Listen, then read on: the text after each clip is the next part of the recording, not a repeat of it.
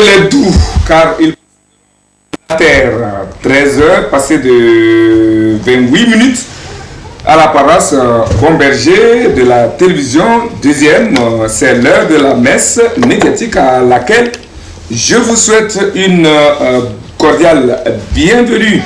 3 chapitres au menu de l'évangile de ce jour, les régionales et les législatives en perspective, le terrorisme contre lequel se mobilise l'Afrique et la guerre en Ukraine qui fait réagir la Cour pénale internationale par un mandat d'arrêt lancé contre Vladimir Poutine, donc de la Russie.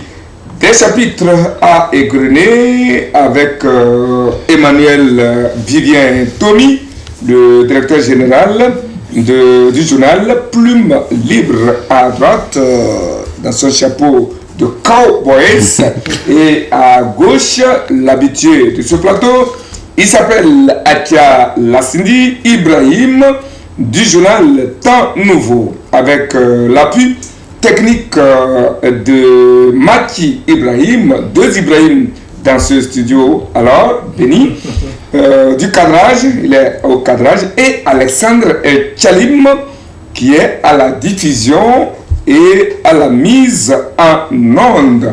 Je suis Eric Tanander, le prince héritier de Pagoуда.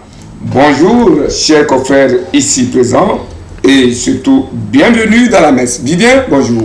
Bonjour Eric, bonjour aux téléspectateurs de TV2 qui me manquent beaucoup, effectivement. Et c'est un plaisir de se retrouver dans ce studio. Et que vous manquez aussi. Hein? Oui, bien sûr. C'est un plaisir de se retrouver dans ce studio pour la messe du dimanche. Ça fait bail, et comme c'est la première fois qu'on se voit courant cette année 2023, il me plaît de vous souhaiter bonne et heureuse année à vous, à votre famille biologique, professionnelle et culturelle. Et bien sûr, à tous ceux qui vous sont chers. Hein? Bien sûr, ça me va droit au cœur. Et puis, même chose pour toi. J'étais tout récemment au FESPACO, à Ouagadougou. Ah bon? Donc, vous savez, on fait les médias, on est également dans la culture, je fais du cinéma également. Oui. Donc, je bouge des fois suivant les événements. Donc, ben, je suis là pour le moment et ce sera avec plaisir que je reviendrai souvent sur TV2. Très bien, et c'est avec plaisir que nous vous saurons sur ce plateau. Et alors, félicitations pour tout ce que vous faites dans le monde culturel. Vous, au Burkina Faso, c'est tout le Togo qui est honoré. Je reviendrai à vous tout à l'heure pour que, en levée de rideau et de paroles, oui, vous nous disiez concrètement ce qui s'est passé en 3 minutes. Vous nous direz ce qui s'est passé au Burkina Faso. Et Atia, bonjour et bienvenue sur ce plateau. Merci Eric, bonjour et bonjour à tous ceux qui nous suivent en ce moment. Très bien. Alors, depuis plus d'un mois, les choses se concrétisent, mais avant, Vivien, voudrez-vous bien nous faire un petit clin d'œil de ce qui vous a amené au Burkina Faso? Oui, du 24 février au début du mois de mars, il y a eu la 28e édition du FESPACO, le festival panafricain de cinéma et de télévision de Ouagadougou. Vous savez que ce festival s'est tenu cette année dans un contexte un peu spécial avec la crise du terrorisme, avec l'insécurité. Mais l'État du Faso a tout fait pour que cette édition se tienne. On a eu plus de 10 000 personnes qui ont fait le déplacement sur Ouagadougou. Le Togo a été représenté par pratiquement une trentaine de personnes. Je faisais partie de la délégation officielle du Togo. Vous savez que c'est devenu une tradition. Nous sommes souvent au FESPACO, soit comme membre de jury ou pour participer aux conférences ou pour présenter des films. Cette année, nous n'avons pas eu de films en grande compétition. On avait seulement quelques films pour des catégories animation et école. Mais il faut dire que d'une façon générale, le Togo s'est fait bien représenter au FESPACO, en témoignent les diverses activités qu'il y a eu. Vous savez que l'édition passée, le Togo était très très honoré de présenter son code de cinéma parce que nous, contrairement aux autres pays, nous avons un code de cinéma qui est actualisé et qui tient compte de beaucoup de choses. Nous avons créé un fonds de cinéma qui sera opérationnel dans les mois qui viennent si tout marche bien. Et donc, le Togo a quand même de quoi faire avancer ce qu'on appelle le 7e art ou l'industrie. Parce que si vous prenez un pays comme les États-Unis, à part la vente des armes qui constitue la première source de fortune, la deuxième source de fortune, c'est la culture, c'est-à-dire le cinéma. Et puis, c'est un moyen aussi de pouvoir se vendre et de s'imposer aux autres. Et donc, le cinéma du Togo a de l'avenir. Tout ce qu'il faut, c'est que certaines sociétés de la place comprennent que c'est une industrie, que les banques comprennent qu'on peut investir 200 millions dans un film et attendre à avoir des résultats. Le film du Burkina Faso qui a eu le 2e prix, c'est-à-dire le film Sira de Apolline Traoré, ma petite sœur, du Faso. Et c'est un film qui a mobilisé environ 1,3 milliard de francs CFA. Et donc, comment est-ce que vous voulez que un pays comme le Bénin, le Togo ou la Côte d'Ivoire puisse compétir avec des pays comme le Maroc, la Tunisie en cinéma, l'Égypte, quand l'Égypte utilise par exemple 3, 4, 13 milliards pour un film? Si vous prenez le Togo, la première personne qui a déjà dépassé 300 millions, 400 millions pour un film, je ne connais pas encore, mais je suis dans le domaine, ça fait un moment. Ce qu'il faut, c'est faire comprendre que le cinéma est une industrie, parce que le cinéma, c'est un art au pluriel. Il y a beaucoup de personnes qui interviennent dedans et que les gens comprennent qu'on peut investir aussi dans le cinéma. C'est ce message-là que nous sommes en train de véhiculer après notre tour du FESPACO. Et merci au gouvernement qui nous a envoyé en mission pour que le Togo, le flambeau du Togo soit porté très haut, et il faut le remercier. Très bien, mais on a comme l'impression qu'on entend parler de la culture togolaise et surtout du cinéma togolais qu'au cours de cette 16 éditions de FESPACO. Non, à l'intérieur, justement, on a l'impression que le cinéma n'existe plus. Le théâtre qui faisait la pluie, à Ibrahim, vous vous en souvenez, bien sûr. La pluie et le beau temps, avec les gens comme Atina, mais puis il y a le Togo, il y a beaucoup, le Togo, même la télévision togolaise qui passait des spectacles, dont je me rappelle encore le générique tous les mercredis. Quand ça arrive, c'est du théâtre avec les gaglots, du théâtre avec les, comment l'appelle-t-on, ils sont très nombreux, donc vous, maintenant aujourd'hui, qu'est-ce qu'est devenu tout cela? Non, le Togo est toujours premier en théâtre. Sur beaucoup de plans. Nous avons un plus grand festival ici, le festival de théâtre de la fraternité qui se tient à Azan. C'est l'un des plus grands festivals de théâtre en Afrique. Malheureusement, le problème, c'est que c'est des festivals qui ne sont pas bien soutenus financièrement, et donc les organisateurs se peinent des fois avec l'appui du ministère de la Culture, mais il faut vraiment une sensibilisation pour qu'on puisse investir. Prenez un festival comme le FESPACO, le budget c'est déjà des milliards que le gouvernement lui-même donne, et les partenaires se bousculent pour aussi être sponsors. Donc il faudra qu'on en arrive là un jour. Maintenant, est-ce que les gens continuent pas à faire du théâtre? Bien sûr, il y a des troupes de théâtre du Togo qui font toujours des tournées à l'extérieur.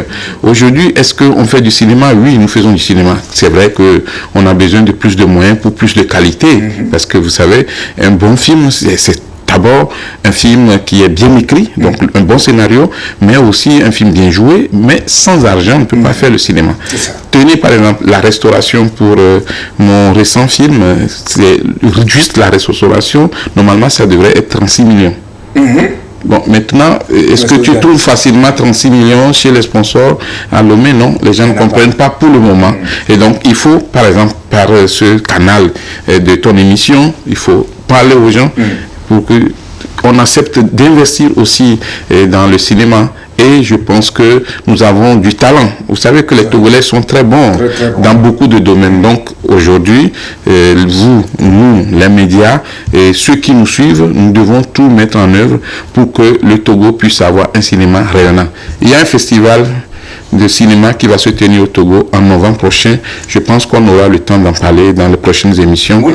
Et on va s'activer pour ça. On va s'activer pour ça, Akia, tout ça. Mais comme je dis, est-ce que les promoteurs culturels ou les cinéastes et autres savent faire la promotion de leurs produits? Les médias sont là. C'est l'occasion d'aller vers les médias, leur proposer un partenariat pour diffusion.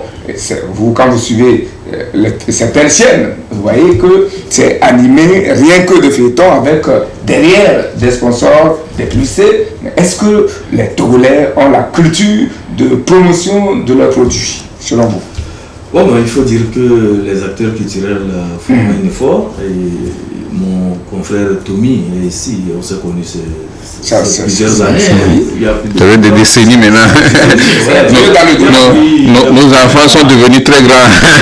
Il y a 20 ans, on se côtoie et sur le plan cinéma, il est très talentueux, on le voit aussi avec les maigres ressources qu'il a, il s'investit et il fait beaucoup de choses. Il nous sort de bons produits. Mais seulement, vous savez, il y a un ami qui disait la dernière fois que le Togo, il y a de bons paysages, mais il n'y a pas de bons photographes. Vous comprenez ce que ça veut dire?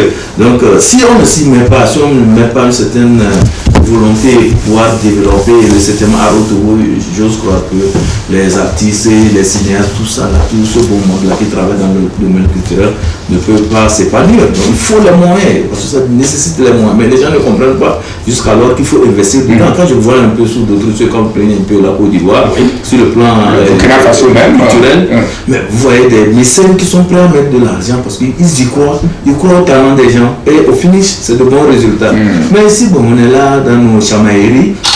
Les gens ont des moyens pour pouvoir investir, mais ils préfèrent aller thésauriser ça. Et ils sont là, ils comptent, ils rient. Et ça s'arrête là. Quand il faut consommer maintenant les produits artistiques, ils font recours au Bénin, ils font recours à la Côte d'Ivoire, ils font recours à d'autres pays. Et pendant ce temps, il y a des talents qui sont sur place et voilà, qui ont besoin seulement d'un coup de pouce pour pouvoir émerger. Mais qu'est-ce qu'on y fait? On ne fait rien, on est là, on est dans nos méchanceté habituelle, on ne veut pas promouvoir les jeunes, on est là et on ne fait rien. Et ça aussi, il y a aussi de la vision derrière. Parce que quand vous voyez certains pays émerger sur le plan artistique, c'est parce qu'il y a des dirigeants qui aiment la chose. Il y a politique de la je me rappelle le temps fort du président Gbagbo en Côte d'Ivoire, si le Koubé de Calais a pris son envol, le Zougou a pris son envol, c'est sûr le président aussi s'intéressait à la chose. Il s'y prêtait volontiers les choses au jeu dans certains clips. Et ça marchait et ça amenait la Côte d'Ivoire à se positionner. Aujourd'hui, quand vous prenez la destination en matière culturelle en Afrique occidentale, si ce n'est pas la Côte d'Ivoire, c'est le Nigeria, c'est le Ghana. Mais le Togo n'est pas uniquement pour les citer dans les choses. Mais on aime beaucoup. Quand il y a une manifestation, on aime appeler les artistes avec quel cachet. Voilà. Donc, mais justement, c'est ça. Faisons un effort. Mettons les moyens, si nous avons les moyens, je pense qu'au bout, nous ferons une très bonne moisson. Vous savez que les artistes togolais sont... Mais tout ce qu'il faut, c'est l'accompagnement. L'accompagnement, je suis désolé, c'est pas seulement le gouvernement. Vous prenez les sociétés de téléphonie, et ces sociétés-là peuvent investir dans le cinéma. C'est important. Les sociétés de pétrole peuvent investir dans le cinéma. Mais si on doit s'attendre au soutien du gouvernement, prenez les ministères. Quel est le budget qui revient à chaque ministère pour le fonctionnement par an? Et donc, il faut comprendre que le cinéma, par exemple, est budgétivore. Donc, il faut des financements. Et nous le disions au FESPACO, parce que, vous savez, on ne ménage pas les gens quand il s'agit de parler de l'intérêt de nos peuples. Alors, je disais aux représentants de l'Union européenne qui est arrivé spécialement au FESPACO à Ouagadougou, qu'on a comme l'impression que certains pays sont privilégiés quand il s'agit du soutien à la culture et surtout au cinéma. Le Togo, par exemple, mon pays, n'a pas eu un soutien de plus de 100 millions venant de l'Union européenne pour le cinéma. Maintenant, nous avons un fonds cinéma. On cherche qui peut nous aider à doter, voilà, alimenter ce fonds. Si l'Union européenne, d'une façon globale, je ne parle pas de l'Union européenne au Togo seulement, hein, l'Union européenne peut nous aider, ce serait bien. La France nous a aidés sur d'autres plans avant, dans le domaine de la culture, surtout le livre. Maintenant, il faut investir aussi dans la musique, il faut investir aussi dans le cinéma. J'ai un film qui va être tourné dans les années qui viennent, si jamais j'arrivais à mobiliser un minimum de 300 millions de francs CFA.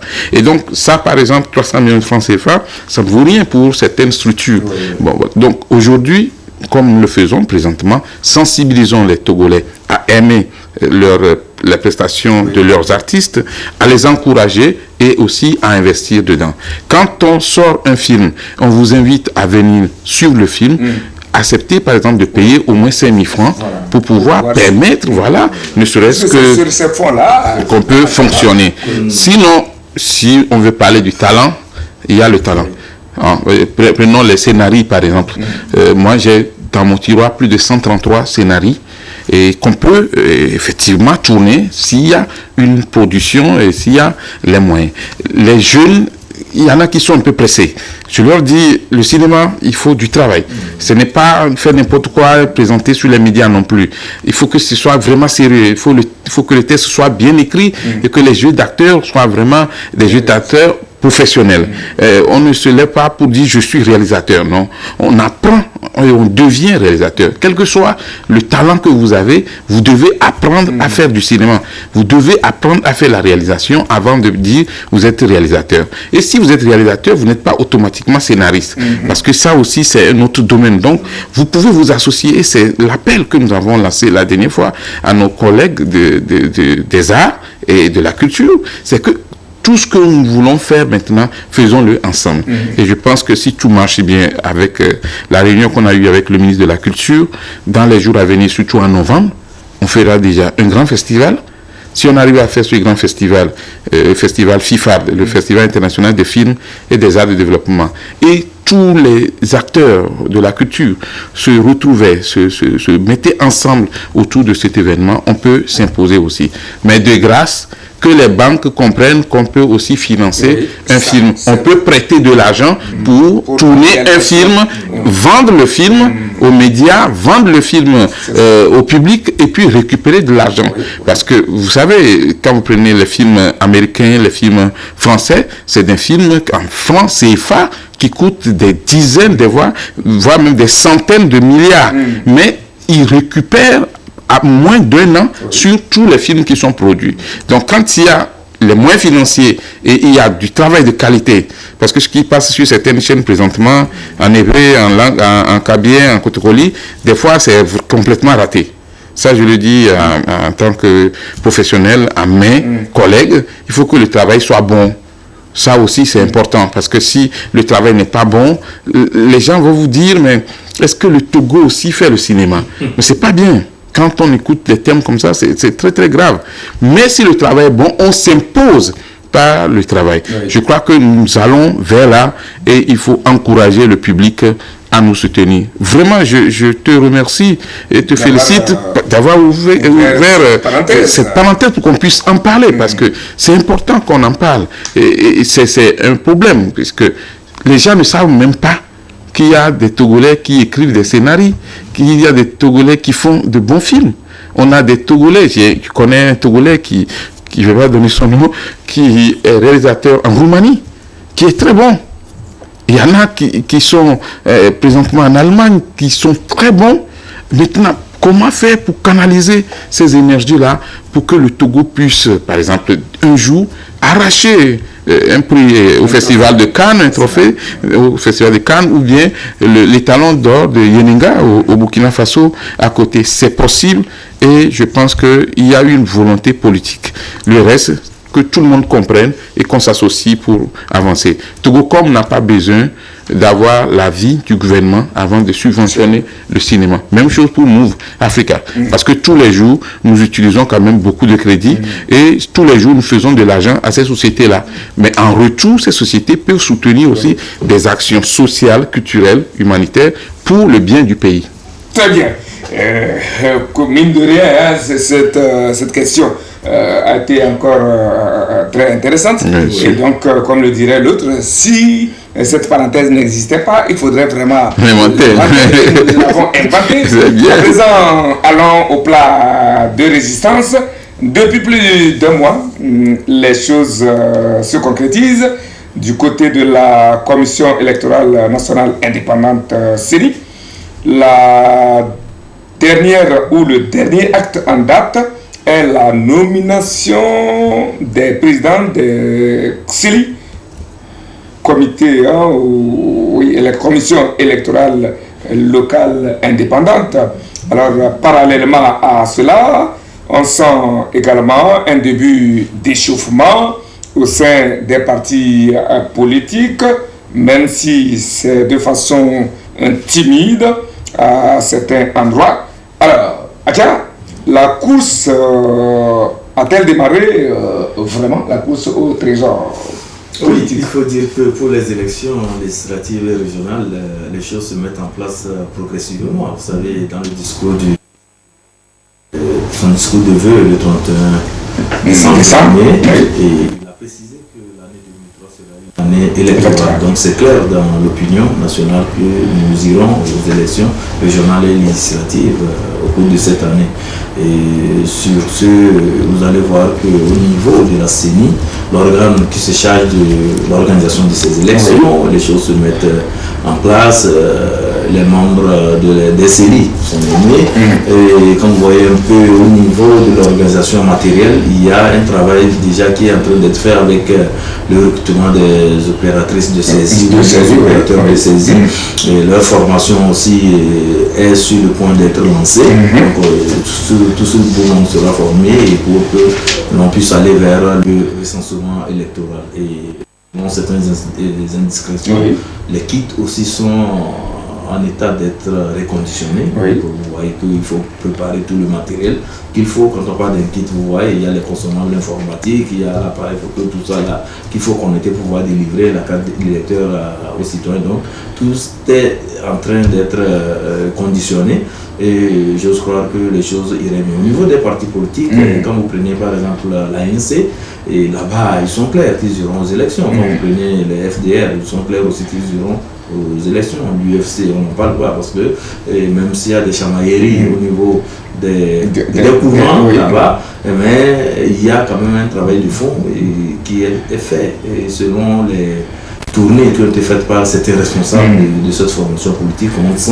qu'on mobilise la base pour pouvoir aller à ces élections. Donc au niveau du parti au pouvoir réunir, n'en parlons pas, parce qu'il y a des réunions qui se multiplient. Et à l'intérieur du pays, on voit des gens aussi se mobiliser pour aller à ces élections. Donc c'est dire que les élections s'organisent. Les partis politiques, il y en a qui sont déjà dans la fièvre électorale, qui commencent déjà par mobiliser leur base électorale. Il y a la CDPA qui venait de renouveler ses instances aussi et qui affiche aussi une certaine volonté d'aller à ces élections, même si au niveau de leur regroupement politique, la DMK, il y a des voix aussi discordantes qui estiment que ce n'était pas bien d'aller à ces élections, mais au même moment, dans le même regroupement, il y a des voix aussi qui soutiennent qu'il faille aller à ces élections, surtout que lors des législatives de 2008, les gens aujourd'hui regrettaient, ceux qui ont boycotté ces élections regrettent aujourd'hui. Ce n'est pas dans les coulisses, c'est ouvertement, ils regrettent que c'était une erreur politique monumentale et que l'opposition à l'époque avait eu à commettre. Donc il fallait aller à ces élections et pour que le débat républicain qui se déroule à l'Assemblée nationale puisse concerner l'ensemble des fils de ce pays. Oui, Vivien, tout ça, mais on a compris, à moins que je ne me trompe, là c'est subjectif et relatif à moi, que la sérénité n'est pas encore au fixe au sein de certains partis politiques.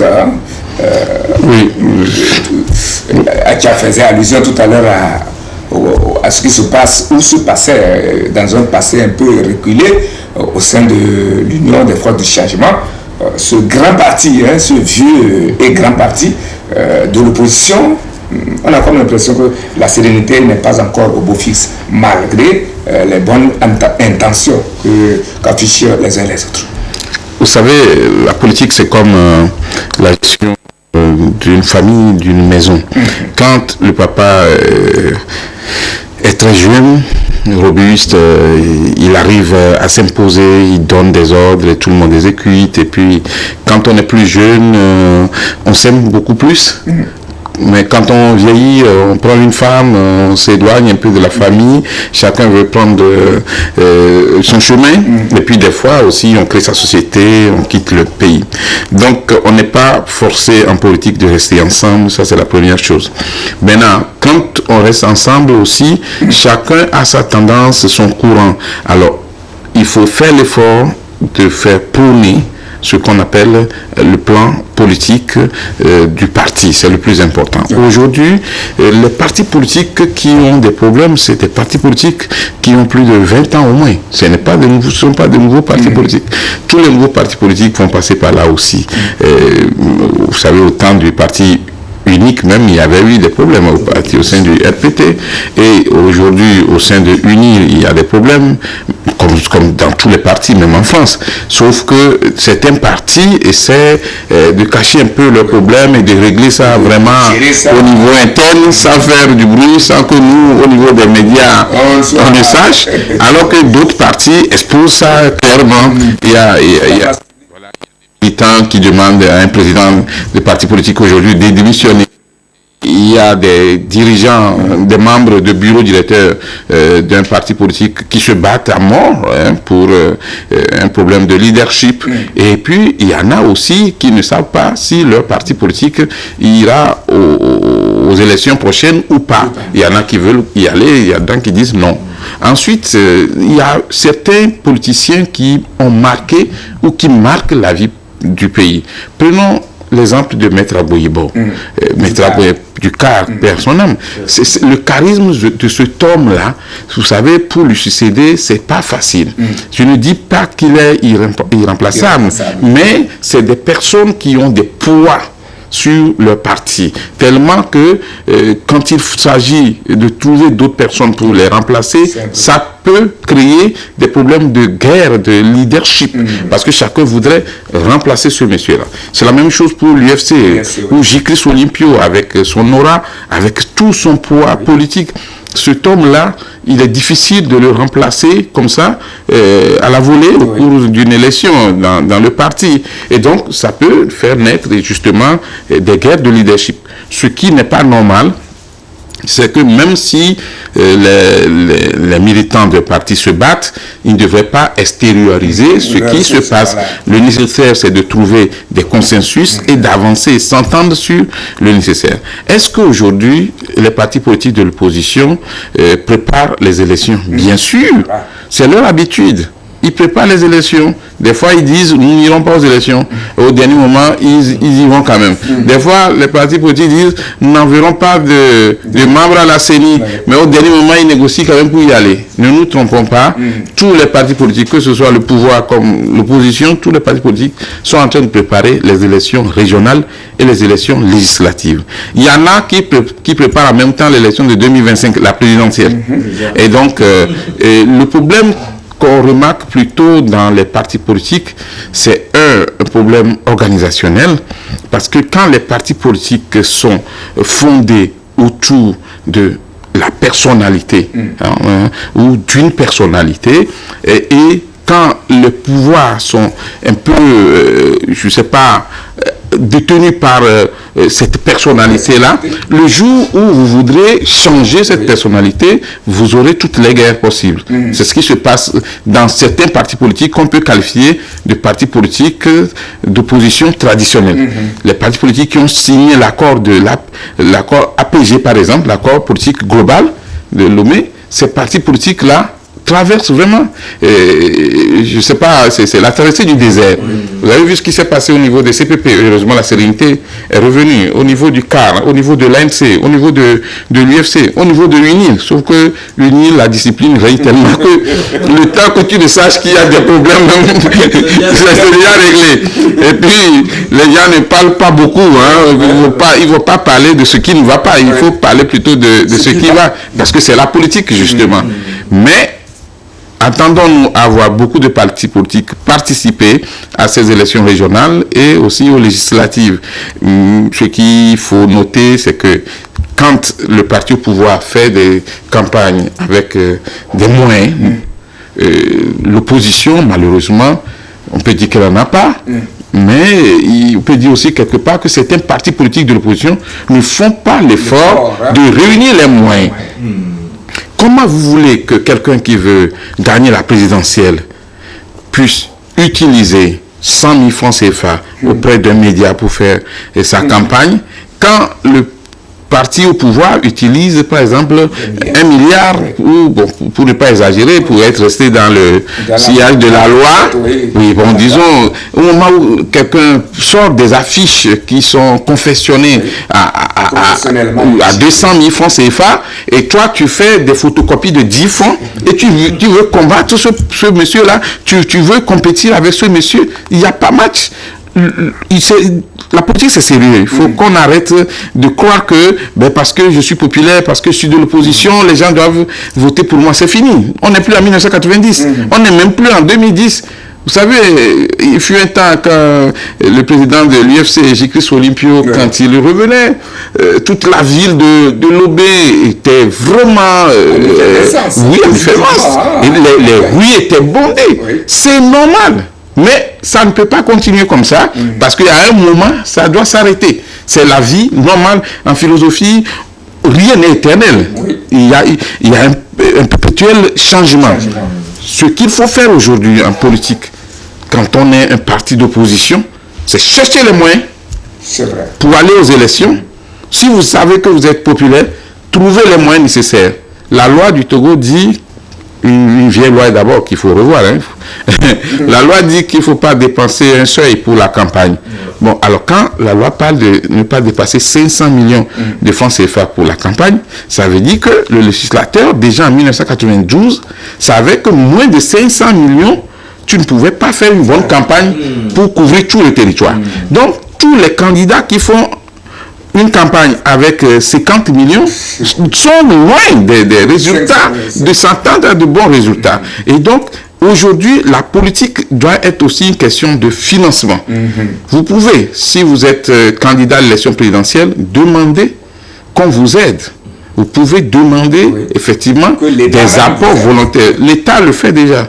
L'État donne aujourd'hui quelque chose aux partis politiques.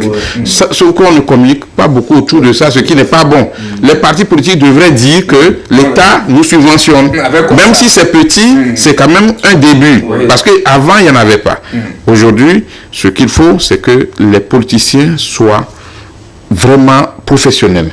C'est-à-dire que soit on veut aller aux élections législative et gagner, on veut aller à la présidentielle et gagner, on met les moyens, on cherche les moyens. Madiba et Nelson Mandela disaient que tu peux aller chercher partout, sauf prendre chez les gens qui font du mal. C'est-à-dire que si l'argent est sale, là c'est grave. Mais tu as le droit de demander, par exemple, à un monsieur qui a un peu de moins, d'appuyer ta campagne. Sans lui faire des promesses. Il est également interdit de prendre de l'argent chez des puissances avec promesses. C'est-à-dire que tu quittes le Togo, tu vas par exemple au Qatar pour prendre de l'argent et tu promets que quand tu vas devenir président, tu vas céder tel marché. Le jour, en tout cas les médias vont le savoir, le jour où la justice va te rattraper, c'est grave. Mais il faut arrêter la politique de photocopie de 10 francs. C'est pas possible. Et pour les élections qui viennent, il ne faut pas faire les campagnes avec la photocopie de 10 francs. Il faut faire les campagnes avec des affiches géantes. Il faut payer les médias, appeler TVD et verser 150 millions ou 300 millions pour qu'on fasse un accompagnement. Et puis, il ne faut pas s'entendre à de bons résultats quand on évite les journalistes. Il ne faut pas s'entendre à de bons résultats quand on ne veut pas mettre des moyens dans la communication. La politique et la communication, c'est des frères jumeaux. Si tu négliges l'un, ben tu vas avoir des problèmes. La politique et la communication, des frères jumeaux. C'est des frères jumeaux. Et les politiciens, Donald Trump, la première chose, c'est de miser sur la communication. Le gars, il anticipe même, présentement, il dit qu'il risque d'être arrêté le mardi. Bon, comment tu n'as pas encore reçu la convocation? On ne t'a pas donné un avertissement écrit, mais tu annonces déjà. Ça, c'est de la communication. Et lui, il met les moyens pour ça. C'est une communication politique. Donc, aujourd'hui, au Togo, il est temps que les responsables des partis politiques comprennent que faire la politique, c'est mettre aussi les moyens pour la communication et non envoyer des miettes pour qu'on diffuse des communiqués sur la télé, la radio. Ça ne suffit pas. Il faut faire de bonnes campagnes pour gagner. L'analyse me plaît là-dessus. Il a dit quelque chose qui m'amène à cette question. Quel est selon vous l'enjeu pour ces scrutins qui arrivent, les régionales et puis les législatives et même la présidentielle, hein. Oui.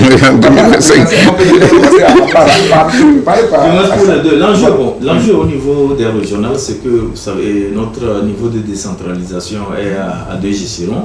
Donc, nous sommes déjà au premier échelon locale, donc il y a déjà les communes qui sont créées, donc maintenant on doit aller au niveau des régions, donc c'est ça, il faut les élections régionales pour pouvoir concrétiser cette deuxième phase, et là notre processus de décentralisation sera bouclé, et c'est à la suite de cela que nous pouvons faire un bilan du processus de décentralisation. En dehors de ça aussi, c'est que c'est au niveau du conseil régional qu'on élira aussi les membres du Sénat. Parce que vous savez que nous allons vers le bicaméralisme aussi.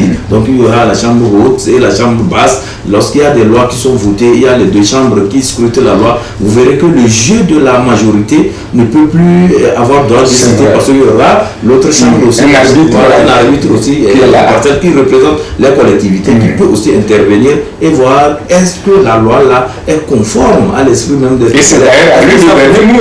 bien évidemment, ça profite aux Togolais. Et voilà, puisque les députés, c'est des élus du peuple, quand ils viennent, selon leur tendance politique, ils ont ces réflexes-là de voter. Vous savez, il y a une anecdote qui dit qu'il suffit seulement que le meneur lève le doigt et tout le monde vote. Oui. Voilà, donc, quand on a affaire à des gens comme ça, on n'est pas serein en termes de vote des lois. Donc il faudrait une autre chambre qui puisse contrebalancer, c'est-à-dire que pour qu'il y ait équilibre de pouvoir. L'autre aspect aussi, et ça je pense que c'est très important aussi, notre cour constitutionnelle n'est pas au complet. Les membres de la cour constitutionnelle, ils ne sont pas au complet. Donc il y a une place aussi réservée au Sénat. Donc si on ne passe pas par les élections régionales pour aboutir vers la mise en place du Sénat, la cour constitutionnelle va encore évoluer comme ça de façon incomplète, et c'est elle qui va superviser les élections de 2025. Je pense que ce n'est pas aussi bien pour notre pays. Donc il faut faire en sorte que les institutions soient en nombre et que les membres aussi soient au complet pour que tout ce que nous allons faire en matière électorale, en matière constitutionnelle, cela soit vraiment dans la règle de l'art et que le Togo retrouve aussi sa respectabilité. Quand nous venons au niveau des élections législatives, le débat républicain c'est au Parlement. Il faudrait aussi qu'on organise ces élections-là, qu'on ait des députés qui vont venir, pas pour boire du lait, mais pour légiférer, travailler véritablement pour que le pays puisse aller de l'avant. Donc il faut aller à ces élections. En 2018, accidentellement, les gens sont allés au Parlement. Mais si maintenant, tout le monde se mobilise... ils ne seront pas d'accord avec toi. Non, je le dis. C'est son avis à lui. Moi aussi, je ne suis pas d'accord avec toi. Il y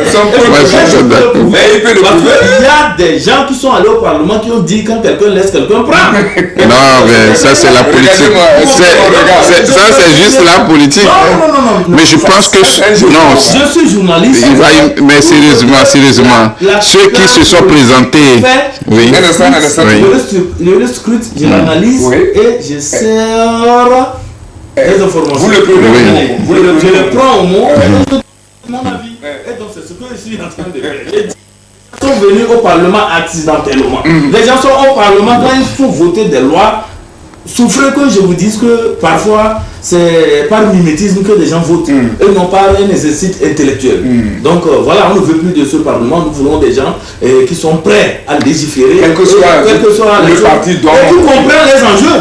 Il ne s'agit pas de lever le doigt parce que le chef de file a levé le doigt et la vie continue. Non, il faut faire un travail raisonnable parce que nous sommes Togolais, nous sommes fiers de notre pays, nous voulons que notre pays aussi donne des exemples ailleurs. Nous ne voulons pas qu'on dise que le Togo c'est des... Non, ça je ne le veux pas, je n'aime pas cela. Vous savez, le patriotisme c'est dans mes veines. Mais il y a le Parlement togolais qui est représenté aux rencontres internationales. Oui, c'est parce qu'il faut combler le nombre. Non, mais là... Parce qu'il faut combler le nombre. Même là... Je voulais vous dire que nous avons des élus de qualité. Ça, je ne doute pas. Et je ne dénie pas cela. Parce que parfois, les débats au Parlement, quand vous voyez certains s'illustrer, vous êtes fiers de voir des députés. Vous comprenez ce que je veux dire? Mais il faudrait quand même qu'on fasse un effort pour que notre Parlement reflète vraiment une certaine respectabilité et que nous soyons fiers de ceux que nous avons envoyés aux élections. Parce qu'il y a une frange de la population qui n'a pas retrouvé ces éléments au Parlement. Ça, parce qu'il y a eu à un moment donné, les gens ont refusé d'aller aux élections. Certaines formations politiques ont refusé d'envoyer des candidats. Et tout ce beau monde-là, tous ceux qui font partie de cette formation politique, c'est qu'ils sont orphelins, ils n'ont pas de représentants là-bas. Même si certains, à un moment donné, minoritaires se sont imposés parce qu'il n'y avait pas des gens de carrure pour pouvoir les contrecarrer. Donc, c'est mon avis, et je pense que l'analyse a été faite aussi à tous les niveaux. Certains aussi ont pu constater que vraiment, si tout le monde était allé à ces élections, quand je dis tout le monde, je ne voudrais pas dire que n'importe qui va aller se positionner. Tous ceux qui font le travail politique, les acteurs politiques, qui sont dans les formations politiques et qui veulent vraiment conquérir le pouvoir et l'exercer, il y a une grande partie qui n'était pas au rendez-vous des législatives de 2018. C'est ce qui a fait que, bon, à un moment donné, les gens se sont dit que... Maintenant, je vais te donner mon avis aussi, si tu permets. Pourquoi pas?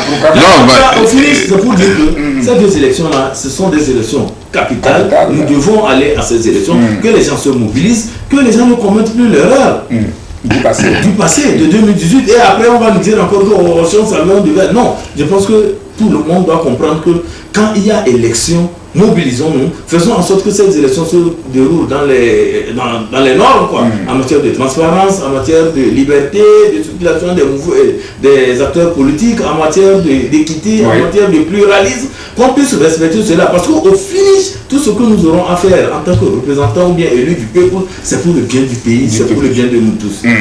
Didier, vous avez la parole maintenant. Oui, merci. Je disais que je suis pas d'accord avec mon cher ami et collègue Ibrahim. Quand tout le monde c'est c'est qui le disait, quand tout le monde est du même avis, c'est que personne ne réfléchit longuement. Et il ajoute en disant que la vérité est fille de la discussion et non de la sympathie. Justement, c'est pour ça que je manifeste mon désaccord, parce que on ne peut pas forcer les gens à aller aux élections législatives. Donc ceux qui sont allés aux élections législatives en 2018 avaient voulu travailler pour leur patrie. C'est pour ça qu'ils sont allés. On ne peut pas les accuser. La seconde chose aussi, c'est que en fait au Parlement, il y a beaucoup de choses, il y a beaucoup de débats qui se font. Si une loi vient, la loi passe par les commissions et beaucoup de députés ont la possibilité de demander des explications, de faire des amendements, de faire des propositions. Ce qui fait que le jour de la plénière, c'est comme juste une formalité. Ça, c'est la première chose. La seconde chose aussi, c'est que quand vous êtes dans les groupes parlementaires, vous êtes une force politique. Et donc, en principe, vous recevez même des exigences de la part de votre bureau exécutif ou de votre hiérarchie. Par rapport à cette loi, notre parti politique voudrait que vous votiez contre, que vous votiez pour, parce que ceci, avec les explications. C'est pourquoi même il y a ce qu'on appelle l'explication de vote. Et donc, si le président du groupe parlementaire donne consigne de voter, parce qu'il y a ceci, et toi, tu fais partie de ce groupe parlementaire, tu ne respectes pas les consignes, ça veut dire de l'indiscipline. puisque vous êtes censé vous retrouver et vous entendre sur ce que vous deviez faire avant d'aller même dans la salle de vote. C'est ce qui fait que ce n'est pas du suivisme, mais ça se passe comme si personne n'est jamais contre. Il arrive des fois que les députés, malgré, en dépit de tout ce qui a été donné comme consigne, fassent autre chose. Mais ça peut coûter à ce député-là au niveau de sa formation politique. Si votre parti est le parti au pouvoir et une loi est proposée par le gouvernement, et vous, au dernier moment, parce que vous voulez montrer que vous êtes un député libre, et vous votez contre, votre parti va vous laisser, mais après, le parti vous sanctionne. On peut même vous faire partie du Parlement, parce qu'il y a même des lettres que certains signent avant même d'aller à ce Parlement-là. Donc, aujourd'hui, moi, ce que je vais dire, c'est plutôt encourager une pluralité de candidatures pour les prochaines législatives. Je veux que les gens comme Ibrahim, comme Eric, pourquoi pas moi, qu'on se retrouve aussi au Parlement et qu'on apporte aussi notre pierre à l'édifice de notre nation. Ou même pas ça, nous on veut apporter aussi notre pierre à la construction de notre cité. Donc ce qu'il faut faire aujourd'hui, c'est que nous encourageons les jeunes au moment où il faut déposer les candidatures dans les partis politiques, à prendre effectivement aussi leurs responsabilités. On ne va pas seulement laisser les vieux chaque fois. Bon, prenez aussi vos responsabilités, vous, jeunes, et allez au Parlement pour montrer de quoi vous êtes capable. Maintenant, l'histoire du Parlement de 2018, faisons attention à ne pas blesser nos frères, parce qu'ils vont se dire, mais qu'est-ce qu'ils nous ont fait? Et surtout au niveau des médias, on les critique, on dit des choses des fois qui ne sont pas très vraies. Parce que j'ai assisté à certaines séances, ce n'est pas de l'amusement, mais au moment de la plénière, qui des fois peut être en direct, on a comme l'impression qu'ils acceptent tout, non, mais ils n'acceptent pas tout. Ils font beaucoup de propositions et puis vous savez que le gouvernement est interpellé plusieurs fois déjà depuis le début de cette mandature. Aujourd'hui, on peut s'entendre à beaucoup de jeunes au Parlement la prochaine fois, beaucoup de jeunes au Sénat, et beaucoup de jeunes à la tête des mairies, parce que le président du pays aussi est jeune et il a aussi la promotion de la jeunesse. Il l'a dit plusieurs fois, il voudrait que la jeunesse prenne quand même beaucoup de choses en main. Mais ça ne veut pas dire non plus qu'il faut refouler les aînés, parce que le proverbe togolais dit c'est au bout de l'ancienne corde qu'on tisse la nouvelle. Donc quand vous mettez les deux ensemble, voir plus loin que les jeunes. Ah oui, l'ancienne corde n'est pas bien tissée. Oui, c'est vrai. Quand l'ancienne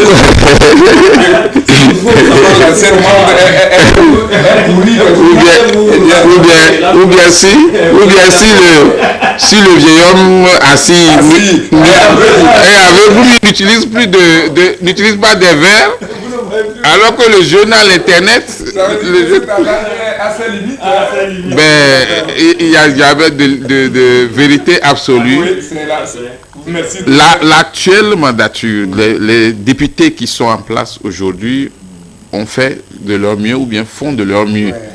On va espérer que la prochaine mandature, qu'il y ait encore plus de jeunes et qui se fassent remarquer, que des députés proposent des lois qui pourraient porter leur nom et que ces lois soient validées. Parce que ce n'est pas les propositions aussi qui ont manqué.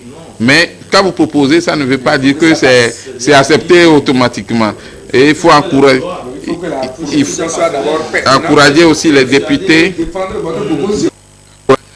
à communiquer sur ce qu'ils font aussi. C'est important parce qu'ils font du bon travail pour la population, mais il faut que la population sache que voilà ce qui est fait. Mais ce n'est pas un député qui construit les routes, non.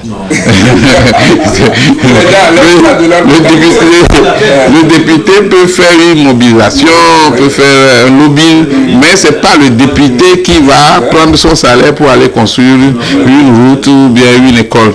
Il peut faire un don, c'est normal, mais il ne faut pas leur exiger certaines choses.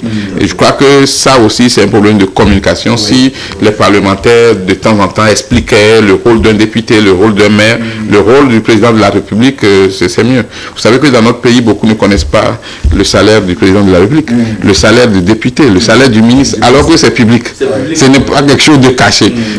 Je crois qu'avec, comment vous appelez ça, avec ce que non, pour la déclaration des biens, non, c'est autre chose. Non, non, non. Ça peut-être, ça va nous permettre de savoir, bon, d'abord c'est une obligation, ensuite c'est juste pour l'État un moyen de savoir que tu n'as pas détourné, et bon voilà, parce que si tu avais au total 20 milliards sur ton compte et tu fais 3 ans au gouvernement et tu ressors avec plus 100 milliards. Bon, pour 100 milliards c'est pas encore grave, mais quand tu sors avec une fortune un peu éparpillée partout dans le monde, on va se poser la question, mais ton salaire là, bon, c'est comment ça s'augmente ou bien tu fais quoi? Et heureusement, et ça je pense que beaucoup ne le savent pas, vous pouvez aujourd'hui savoir combien gagnent vos ministres. C'est votre droit. Combien gagne un secrétaire d'État au Togo, combien gagne un premier ministre, combien gagne le maire, combien gagne le préfet. C'est public, ce n'est pas quelque chose de caché. Ok? Et donc, c'est important qu'on encourage aussi les jeunes à faire un effort pour déposer leur candidature et pour arriver aussi au Parlement et montrer de quoi ils sont capables dans les partis politiques, que ce ne soit pas seulement les mêmes personnes qu'on envoie aux élections, mais qu'on donne aussi la chance à d'autres, et surtout aussi aux femmes. Pourquoi pas? Voilà, merci pour ce sujet. Et on va passer à un autre qui n'est pas du tout guère. C'est ce que vous savez déjà il y a quelques mois, sinon un an.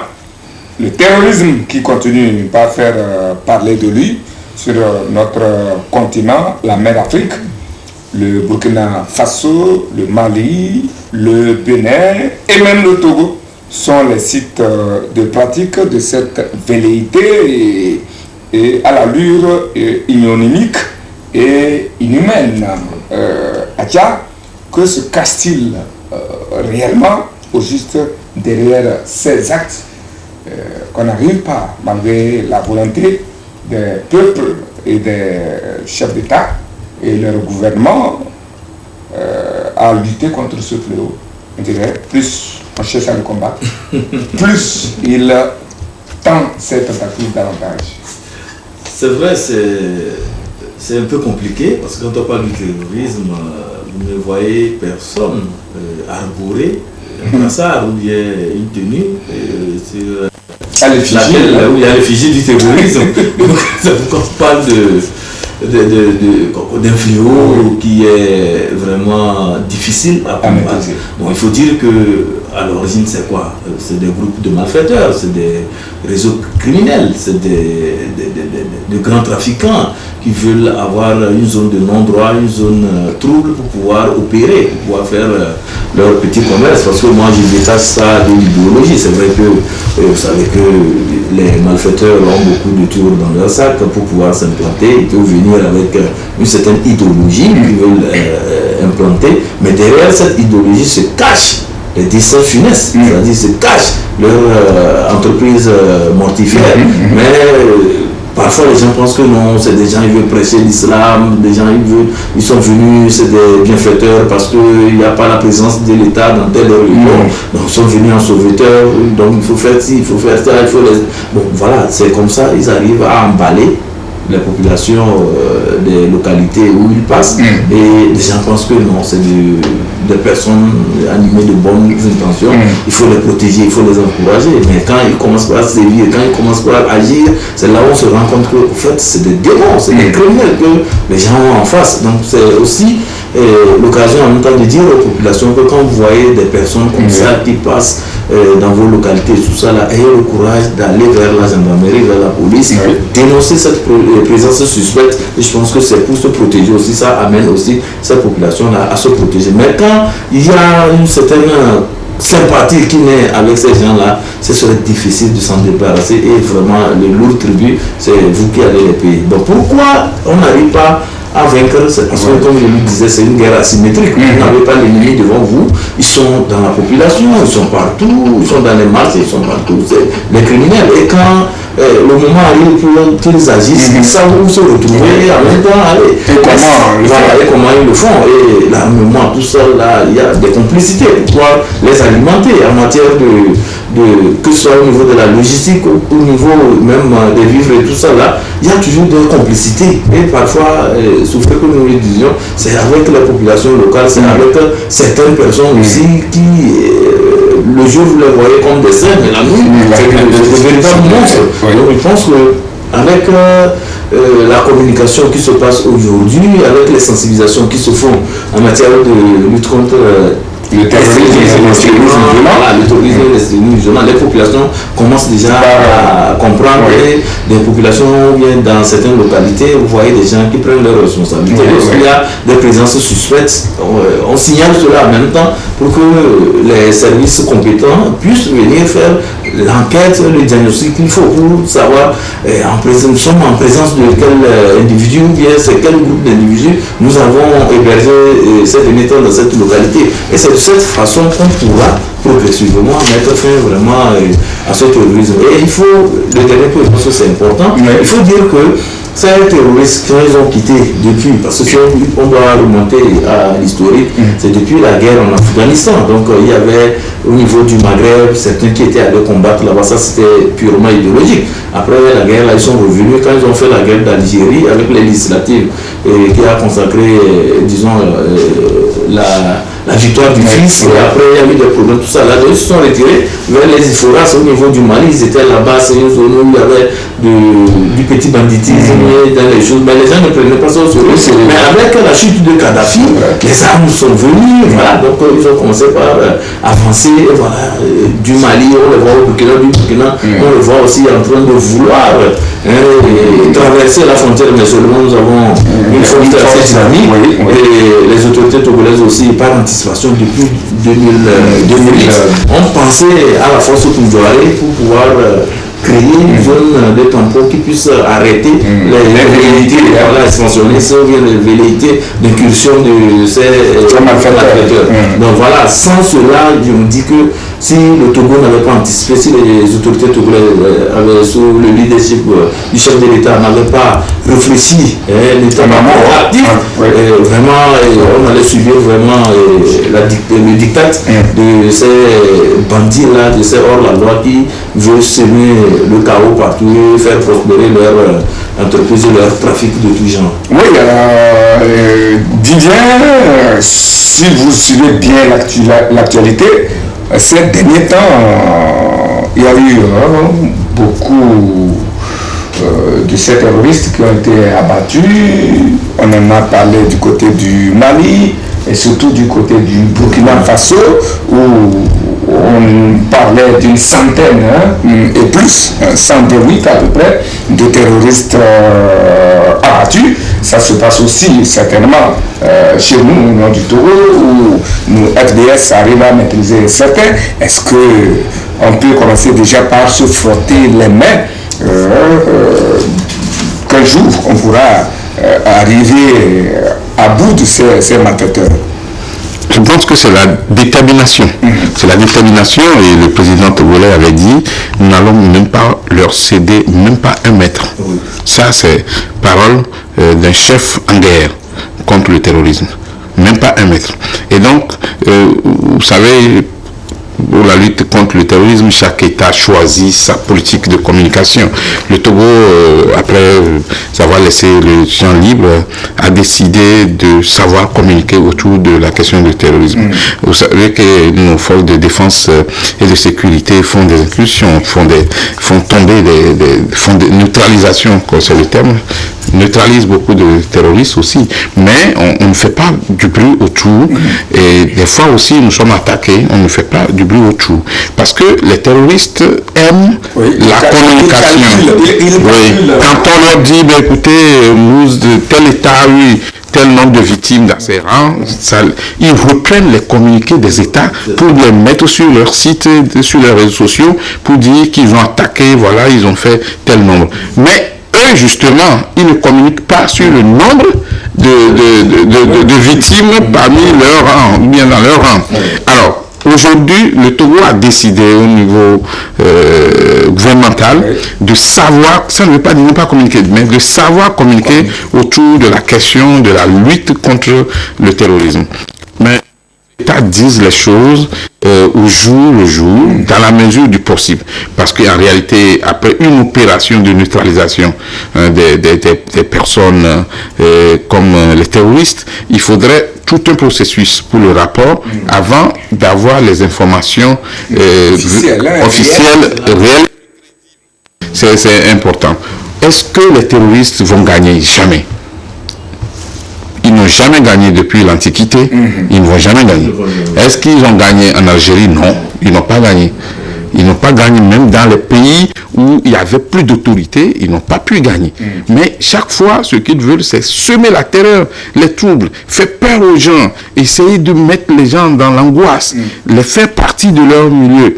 Ne quittez pas vos terrains. Ceux qui nous regardent depuis ceux qui nous suivent dans la région de Savane, ne quittez pas votre maison à cause des terroristes. Ce n'est pas eux qui ont construit vos maisons pour vous. Ce ne sont pas les terroristes qui ont acheté ces terrains pour vous. C'est des terrains qui appartiennent à votre famille et vous ne devez pas quitter. Le message est clair. Nous devons nous tous nous mobiliser aux côtés des forces de défense et de sécurité de nos pays pour lutter efficacement contre le terrorisme. Ils n'auront même pas un maître chez nous au Togo. Très bien. Et dans tous les pays, ça doit être la même chose. Inch'Allah, que votre parole soit entendue par le bon Dieu, et ce sera. Alors, la régie nous fait signe que nous sommes en train d'épuiser le temps qui nous est imparti, mais il y a un autre sujet. Si en 5 minutes, elle peut nous permettre de le liquider, un sujet qui est aussi internationalement préoccupant, c'est la guerre en Ukraine. Cette guerre en Ukraine qui a bouclé un an déjà et qui continue de faire remuer l'étoile après le jeu des alliances avec l'intervention des États-Unis et de l'Allemagne qui compatissent à leur manière aux côtés des uns et de l'un ou de l'autre. Alors, Vivien, Adja, une seule question, la guerre prend une autre ampleur alors qu'on la rêvait à sa fin avec ce mandat d'arrêt lancé par la Cour pénale internationale contre Poutine. Qu'est-ce qui risque de se passer dans les jours, semaines, mois à venir? Donc il faut dire que nous sommes à une phase où c'est la guerre d'usure. Les gens sont en train de se neutraliser, le matériel de guerre, chacun essaie de voir comment il faut neutraliser l'adversaire.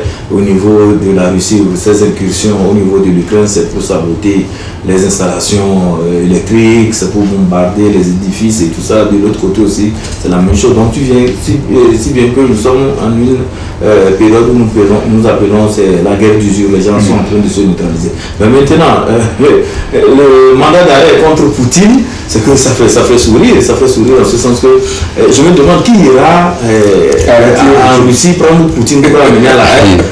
La première des questions. S'ils avaient cette possibilité, donc c'est très curieux. Quand la guerre a commencé, ils allaient prendre Poutine et aller l'enfermer là-bas. Donc, ça aussi, c'est une communication.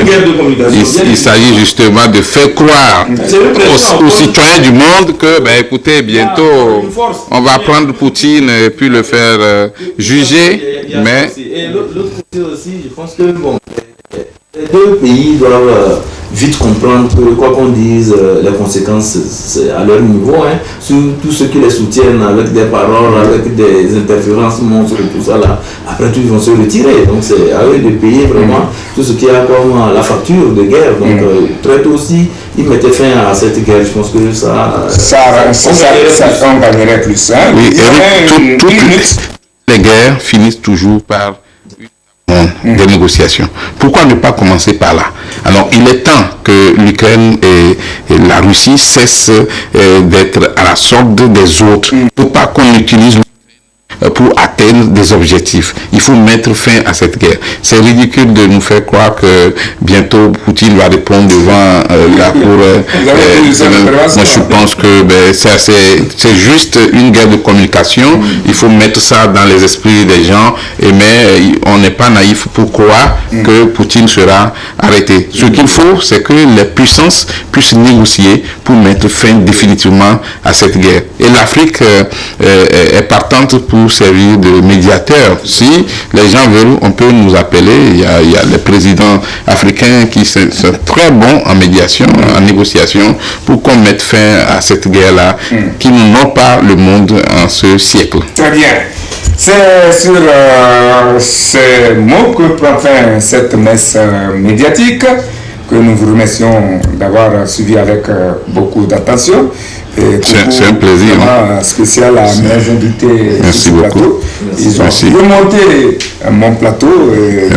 Merci, félicitations. Merci beaucoup, c'est avec plaisir que je reviens souvent. Toujours présent à chaque fois que je frappe à vos portes. Il n'y a pas de problème. Lui, je n'ai rien à lui reprocher ici. C'est quelqu'un disponible toujours à chaque fois que je le fais appel. Et merci pour la pertinente prestation dont vous avez fait preuve ce midi. Merci à l'équipe technique qui m'a accompagné. Ibrahim Machi au cadrage, Chalim Alexandre à la mise en orbite. Coucou spécial à mademoiselle Amedekania Esther, une de mes anciennes élèves depuis Hambourg en Allemagne. Coucou également à tous les membres de la famille Solim amicale des ressortissants de Kanyesi à Pabouda, résident à Lomé. L'esprit du savoir naît du doute, cessez de croire et instruisez-vous. L'esprit du savoir naît du doute, cesse de croire et instruis-toi. C'est de André Gide. Bonne méditation, bonne fin et bon début de semaine à toutes et à tous, toujours sous la protection d'Allah.